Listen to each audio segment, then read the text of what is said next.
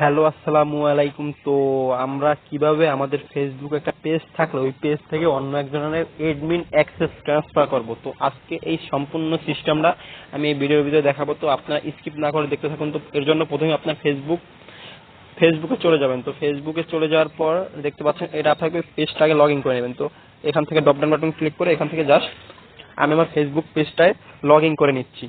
তো আমার এই ফেসবুক পেজটা লগ ইন হওয়ার পর আমি কি করব, আপনারা ভিডিওটা স্কিপ না করে অবশ্যই সম্পূর্ণ ভিডিও দেখতে বুঝতে পারবেন। তো তারপরে এবার দেখতে পাচ্ছেন আমি আমার পেজটা চলে আসছি।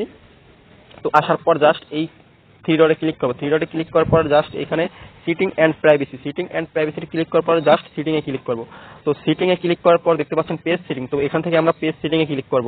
তো আমরা পেজ সিটিং এ ক্লিক করার পর আমরা এরকম স্ক্রলিং করব। স্ক্রলিং করতে করতে দেখতে পাচ্ছেন পেজ অ্যাক্সেস। তো পেজ অ্যাক্সেসে চলে যাব। তারপর জাস্ট এখান থেকে অ্যাড নাও করব। তো অ্যাড নাওতে এখানে জাস্ট নেক্সট ক্লিক করব। নেক্সট ক্লিক করে এখানে আপনি যাকে দিতে যাচ্ছেন তাকে অবশ্যই আপনার ফেসবুকের সাথে ফ্রেন্ড তৈরি করে নেবেন। তো তারপর এখান জাস্ট সার্চ দিবেন। আমি মনে করেন যে আমার অন্য একটা ফেসবুক আইডি সার্চ দিতেছি, এমডি ইমরান। এই যে আমি এখানে আমার এমডি ইমরান হোসেন আইডিটা সার্চ দিচ্ছি। তো এখান থেকে যদি আমি এটা দিই এবং গিভ অ্যাক্সেস, তো আমি এখানে গিভ অ্যাক্সেস জাস্ট আমার পাসওয়ার্ডটা ক্লিক করে কনফার্ম করে দিলেই কিন্তু এটা হয়ে যাবে।